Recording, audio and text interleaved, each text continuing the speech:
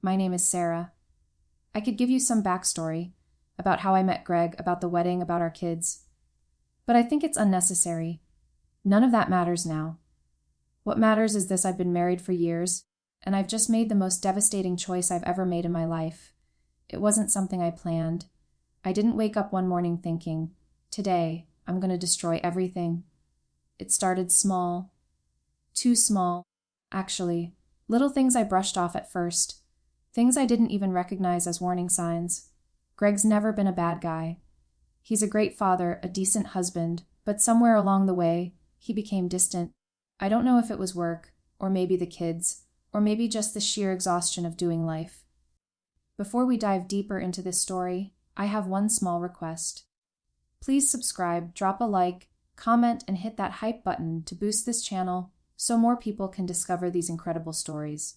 But somewhere, somehow, we lost the spark. And honestly, I didn't even realize how much I missed it until it was too late. I remember the first time I noticed Adam. Yes, Adam. That's how all of this started. He's our neighbor. A little younger than me, late 30s, tall, with a way of laughing that makes you feel like you're in on some private joke. I first noticed him when we were both walking our dogs one afternoon. He smiled at me, and for the first time in a long time, I felt something stir inside me. It was just a smile. That's all it was. But it did something to me. I hadn't realized how starved I'd become for simple, human connection. For attention. For someone to see me. Greg hadn't seen me in a long time. Hey, Sarah. Adam called out, jogging over with his golden retriever at his side. How's everything going? I smiled back. Oh, just the usual. Kids, house, work. Adam nodded, a glint of curiosity in his eyes. Anything exciting? I paused, not sure how to answer. What was exciting in my life? Was there anything left to even feel excited about? Not really, I said, shrugging. Just, trying to get through the week. That sounds exhausting. Adam's voice was warm, like he genuinely cared. And suddenly, it felt like I hadn't heard that tone in years. Well, it's life, right? I replied with a chuckle. But something in my chest shifted, and I couldn't quite shake the feeling that something was changing inside me. We chatted for a few more minutes. He asked about the kids, about Greg, about work. But it wasn't the questions that stuck with me, it was the way he listened. He wasn't just nodding along. He was actually present, and I felt, seen. After that, Adam and I ran into each other more often. Sometimes while walking our dogs, sometimes while getting coffee at the local cafe. Each time, I found myself looking forward to those encounters. He didn't push me to talk about anything deep, but he asked questions that made me think. He made me feel like I was more than just a mom or a wife. One evening, he knocked on my door while Greg was out. It wasn't unusual for Adam to stop by. We'd shared some wine a couple of times and talked about everything. His travels, my childhood, books we liked. But this time felt different. I felt different. Hey, Sarah. Adam greeted me when I opened the door. He was holding a bottle of wine. Thought I'd bring something to cheer you up. You've been looking a little tired lately. I smiled weakly, suddenly aware of how frazzled I must look. Thanks. I've just been busy. You know how it is. He stepped inside without waiting for an invitation, but there was no malice in his movement. It wasn't intrusive. It felt easy. Like he knew me in a way that didn't require explanations. We sat on the couch, sipping wine, talking. But it wasn't just small talk this time. There was an unspoken tension between us, a quiet electricity I hadn't felt in ages. So, how's everything with Greg? Adam asked, his voice low. He was watching me closely, and I noticed the way his eyes lingered on me. The way his gaze made me feel like I was the only thing in the room. I looked down at my glass, taking a long sip before answering. I don't know. It's fine, I guess. We've been married for years. It's comfortable. But sometimes it feels like we're more roommates than husband and wife. Adam's eyes softened. That's tough. It's hard when the spark fades, isn't it? His words hung in the air, and I felt a knot tighten in my chest. I hadn't said it out loud, but I'd been thinking it for months, years, maybe. The spark had faded. Greg and I were like two people who were just going through the motions, pretending like everything was fine, but never really looking at each other. I don't know what to do. I confessed, my voice shaking. I don't know if I can keep pretending. I don't feel like me anymore. I feel invisible. Adam leaned forward, his hand reaching out to gently touch mine. You don't deserve to feel invisible, Sarah. His touch lingered for a moment longer than it should have, and I didn't pull away. I didn't want to pull away. In that instant, it felt like something had shifted, something irreversible. I've got to go, I said suddenly, standing up and pulling my hand away. Greg will be home soon. Adam nodded, standing up too. I get it. But if you ever need to talk, or just have someone listen, I'm here. I smiled, but the smile didn't reach my eyes. I didn't need someone to listen. I needed someone to make me feel like I mattered. And in that moment, it was clear that Adam was the one doing that. Thanks, I said softly. I'll keep that in mind. I closed the door behind him and stood there for a moment, my heart pounding in my chest.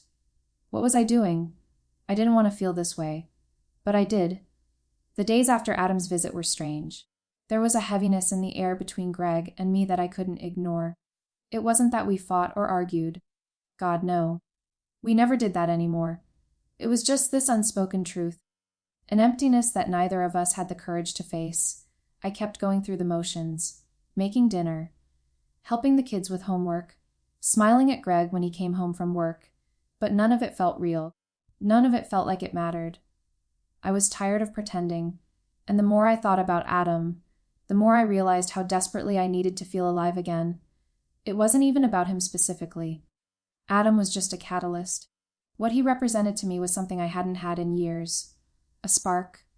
Something that made me feel like I wasn't invisible, that I wasn't just a housewife, a mother, a caretaker. He made me feel seen. It was a feeling I hadn't realized I'd been craving until he showed up. A week after the night he brought wine over, I saw him again. This time it was by accident. Or at least, I told myself it was. I was walking to the store to grab some groceries, feeling the weight of the afternoon pressing on me. My mind was wandering, thinking about everything that wasn't working in my life. My marriage, my career, my endless routine, and then I saw him, standing in his front yard, pulling weeds from his flower bed. His shirt was off, and the warm glow of the late afternoon sun highlighted the muscles in his back. He looked effortless, and I was suddenly aware of how different that felt compared to my own life. Hey, Sarah. Adam called out, looking up and giving me that smile, the one that made me feel like I mattered. Hey, I replied, my voice a little too sharp. I didn't know why I was so nervous. It was just Adam, right? Where are you off to? He asked casually, brushing his hands off on his shorts. Just the store, I said. Need some things for dinner. Well, I was just about to head out for a walk. You want to join me? I hesitated. My first thought was to make up some excuse. I had things to do. Greg would be home soon. But then I realized that I didn't want to be alone right now. I didn't want to go home and feel the suffocating silence between Greg and me. I wanted something else. I wanted someone to notice me. I could feel the heat rise in my cheeks. I shouldn't be doing this. But I smiled anyway. Sure, I said. Why not? We started walking, our steps in sync, the quiet of the neighborhood surrounding us. For a while, we didn't say much, just walked. The silence felt comfortable, not awkward. It was easy to talk to Adam, like I'd known him for years, even though it had only been a few months since we'd first started chatting. Eventually, Adam broke the silence. So, Sarah, he said, his voice low like he was choosing his words carefully. You and Greg, are you two okay? I stopped walking and looked at him, surprised. How did he know? Was it that obvious? We're fine, I said, too quickly, too defensively. But Adam wasn't buying it. You don't have to lie to me. I'm just asking because, well, you've been distant lately. You don't have to tell me anything you don't want to. But I just don't want you to feel like you have to pretend around me. I could feel the walls inside me start to crumble. No one had asked me that question in so long. Greg didn't ask. He didn't see it. And here was Adam, looking at me with those eyes that seemed to see right through me, right to the core of what I was feeling. I don't know what's wrong, I said quietly. It's like we're just going through the motions, like we're not even us anymore. It's been months, maybe even years, since I've felt connected to him. And I don't know how to fix it. I don't know if I even want to. Adam stopped walking and turned to face me, his expression serious. Sarah, you deserve to feel wanted. You deserve more than just existing in a relationship. You deserve to feel alive. I know that may sound cliché, but I mean it. I swallowed hard. His words were like a lifeline thrown to me, but I wasn't sure I was ready to grab it. I don't know what to do, I admitted, feeling the tears start to well up in my eyes. I don't want to hurt Greg, but I don't know how to keep living this way. It feels like we're just roommates. We're not us anymore. Adam reached out, placing his hand on my arm gently. You don't have to figure it all out right now, but you don't deserve to feel stuck, Sarah. You deserve to feel happy. Whole. I pulled away from his touch quickly, my heart racing in my chest. I couldn't let this happen. I couldn't let myself fall into this trap. But at the same time, I felt something inside me wake up. A part of me I thought had been buried for years. You're right, I whispered, the words escaping before I could stop them. I just want to feel alive again. Adam didn't say anything. He just looked at me for a moment as if weighing the situation. Then, slowly, he leaned in and kissed me. It wasn't quick or desperate. It was soft. Hesitant, almost. But in that moment, I couldn't pull away. I didn't want to. The kiss was everything I had been missing. It was alive, raw, and filled with the promise of something more. Something I didn't want to admit I wanted. When we pulled apart, I was breathless. My body was alive with desire, but my mind was screaming at me to stop, to pull back, to think about Greg. But I couldn't. I didn't know how to stop now. I felt like I was in too deep. I shouldn't have done that, I said, my voice shaky. Adam's hand was still on my arm, warm and reassuring. It's okay, he said softly. You deserve to feel wanted, Sarah. Don't apologize for that. I took a step back, trying to collect myself. I'm married. Adam, I whispered. I don't want to hurt Greg, but I can't keep pretending like everything's fine when it's not. Adam nodded, his eyes filled with understanding. I know it's complicated, but I'm here for you. I just want you to be happy. That's all.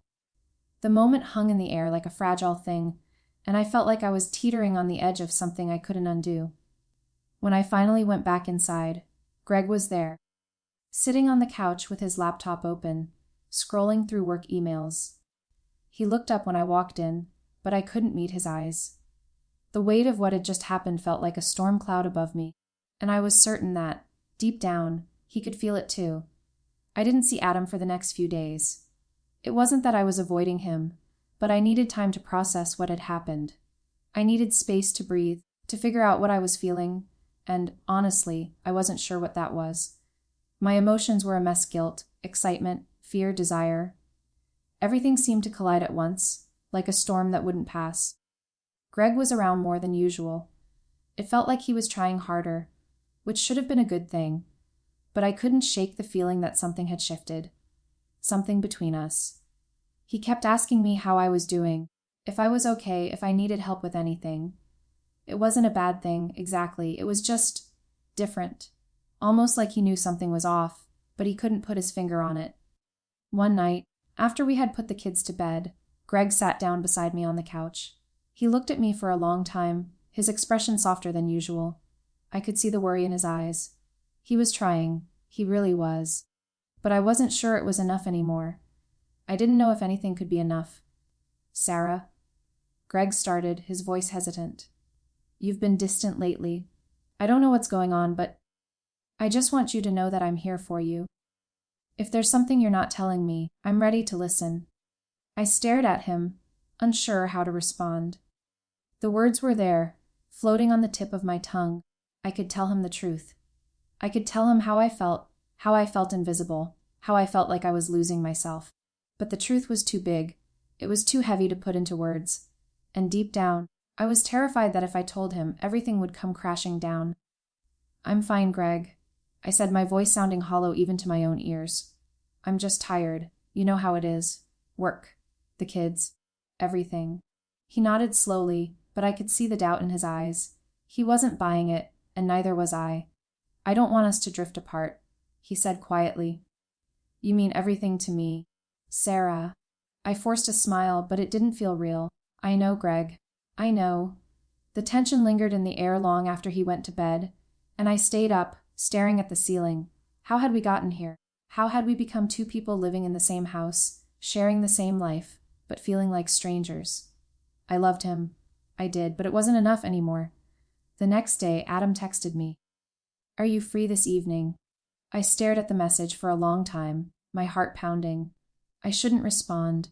I shouldn't even be considering it, but the craving inside me was too strong. The pull was too much. "Yes," I typed back. "I'll be free." That night, after Greg had gone to bed and the kids were asleep, I drove over to Adam's house. My heart was racing, and the nervousness in my stomach was almost unbearable. I couldn't believe I was doing this. But at the same time, I couldn't not do it. When Adam opened the door, he looked at me with a mix of relief and something else, something darker. He stepped aside without saying a word, and I walked in, feeling the weight of my decision pressing on my chest. "Sarah," he said softly, his voice low and reassuring. "I'm glad you came." "I shouldn't be here," I whispered, shaking my head. But I was already inside. I was already here. Adam didn't say anything at first. He just walked over to me and cupped my face in his hands. His touch was gentle but firm, like he knew exactly what I needed. And for a moment, I let myself forget about everything, about Greg, about the kids, about the life I was risking. But then, reality crashed back. "What are we doing, Adam?" I asked, my voice barely above a whisper. "This isn't right. I'm married. I have a family. I can't keep doing this." He took a step back, looking at me with a mixture of tenderness and understanding. "I know, Sarah. I know. But the truth is, you deserve more. You deserve to feel alive. And if that means we take this chance, then maybe it's worth it." I shook my head, tears starting to form in my eyes. "I don't want to hurt Greg. I don't want to hurt anyone." And Adam reached out, gently wiping away a tear that had escaped down my cheek. "You're not hurting anyone by choosing yourself, Sarah. You're not hurting Greg by wanting to feel something again. You're just—" He paused, his hand resting on my shoulder. "You're just living for once." His words echoed in my mind as he kissed me again. This time, it wasn't tentative. It wasn't shy. It was desperate, urgent, as if he, too, knew that we couldn't turn back. When we finally pulled apart, I was breathless. And yet, a part of me felt relieved. I hadn't realized how much I had needed that. The feeling of being wanted, of being seen as more than just a mother or a wife. "I can't go back?" I whispered, my heart racing in my chest. "Can't we just keep doing this? Just you and me?" But Adam's expression softened, but there was something sad in his eyes. "I don't know, Sarah. I don't know what's going to happen next. But I'm here, as long as you need me." And that was it. In that moment, I made a choice. The consequences didn't seem real. The guilt was pushed aside. I wasn't thinking about Greg, about my kids. I was thinking about me. It was a decision I'd come to regret, but at that moment, it felt like the only thing that made sense. I couldn't look at Greg the same way anymore. Every time I saw him, all I could think about was Adam. Every smile, every soft word he spoke felt like a lie, because inside, I was carrying the weight of my own betrayal. But the worst part, I didn't even feel remorseful. At least, not the way I thought I would. All I felt was guilt, a nagging ache in the back of my mind that told me I was doing something wrong. But the pull of Adam, the way he made me feel, drowned out the noise. I couldn't stop, and I didn't want to. I kept telling myself I'd stop this before it went too far. But I didn't stop. We kept seeing each other, sometimes in secret, sometimes with barely any words. Just the stolen moments of passion that felt like the only thing that was real anymore. I'd go to work, pretending everything was fine, and then, in the late hours of the night, I'd slip away to Adam's place. Every time, I felt like I was playing with fire, but I couldn't resist it. The more I had, the more I wanted. Then, one night, everything shattered. It was a Friday evening. I had planned to stay home with the family. Greg had asked me earlier in the day if I wanted to do something nice for dinner, and for once I actually said yes. I thought maybe this time I could try to repair the rift between us. Maybe I could pretend that everything was fine. We could have a nice evening together, but deep down I knew I wasn't really present. Not with him, not in any real sense. We ate dinner, and the conversation was forced. He tried to talk about work, and I nodded along, offering the occasional response. I couldn't focus on what he was saying. I was thinking about Adam. My phone buzzed in my pocket. I didn't even have to look at the screen to know it was him. I miss you. My heart skipped a beat, and I quickly shoved the phone back into my pocket, trying to act normal. Greg didn't seem to notice, but I could feel it. The pressure building, the weight of the secret hanging over me. It was only a matter of time before everything came crashing down. Later that evening, after the kids went to bed, I slipped away to the bathroom. I needed a moment to myself, to clear my head. I was pacing, trying to breathe through the knot in my stomach when I heard it. The sound of Greg's voice, low and tense, coming from the hallway. I froze. Sarah. I slowly opened the door, and there he was, standing in the hallway with a folder in his hand. His eyes were narrowed, and there was an unsettling calm about him. He didn't look angry. He looked certain. "Can we talk?" he asked, his voice strangely quiet. I nodded, my stomach twisting in knots. What was happening? Why did he seem so sure of something? He walked toward me, holding up the folder. "I found this," he said, and for the first time in a long time, his voice cracked. "I've been seeing the signs. You've been distant. You've been gone, Sarah. And then I found your phone records." I felt my throat tighten. My blood ran cold. I had been so careful, hadn't I? How could he have? "I don't understand," I whispered, my voice barely audible. "What are you talking about?" He handed me the folder. I didn't need to look at the papers inside. I knew what he had found. It was the text messages between me and Adam. All the late-night conversations. The words I never thought Greg would see. But there they were, right in front of me, the evidence of everything I'd tried to hide. "You've been seeing him, haven't you?" Greg's voice was barely a whisper, but the weight of it felt like a punch to the gut. I couldn't speak. I couldn't breathe. The truth was out, and I was exposed. I don't know what to say, Greg." I managed, my voice shaking. "I'm so sorry. Sorry." Greg's voice broke, and for the first time, I saw something in his eyes that I hadn't seen in years. Hurt. True, raw hurt. "You've been lying to me. You've been lying to us. And for what? For a few moments of..." "What?" "Excitement. A feeling of being wanted. How could you do this to me, Sarah?" I could barely look at him. I couldn't look at the pain I had caused. "I didn't mean for it to happen," I whispered. "It wasn't about him. It wasn't about Adam. It was about me. I was so lost, Greg. I didn't know who I was anymore." Greg shook his head, his eyes wet with tears. "You didn't think I was lost too? You didn't think I was struggling with this, with us? You think you're the only one who's been drowning?"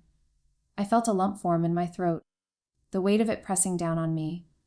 But the truth was, I had been so consumed with my own need to feel seen, to feel alive, that I had forgotten about the man who had been beside me for all those years, the man who had worked hard for our family, the man who had tried so desperately to hold us together. "I never meant to hurt you," I said, my voice cracking. "I never meant to betray you, but I did, and I don't know how to fix it. I don't know if I can fix it." Greg didn't say anything for a long time. He just stood there staring at me, as if trying to make sense of what had happened. Finally, he sighed, and the sound of it felt like the air leaving the room. "You need to leave," he said quietly, almost painfully. "I don't know if I can look at you right now." I nodded, the tears finally coming, hot and uncontrollable, but I didn't fight him. I couldn't. I had crossed a line I couldn't uncross. I packed my things in a daze, barely registering what I was doing. Everything felt like it was slipping through my fingers. My marriage, my family, my life as I had known it. When I finally walked out the door, I didn't know where to go. I had no idea what to do. But in the back of my mind, I knew that I had made my choice. I had chosen to feel something, anything, over the life I had built. And now everything was gone. I didn't call Adam. I didn't know if I could face him. I didn't even know if I could face myself.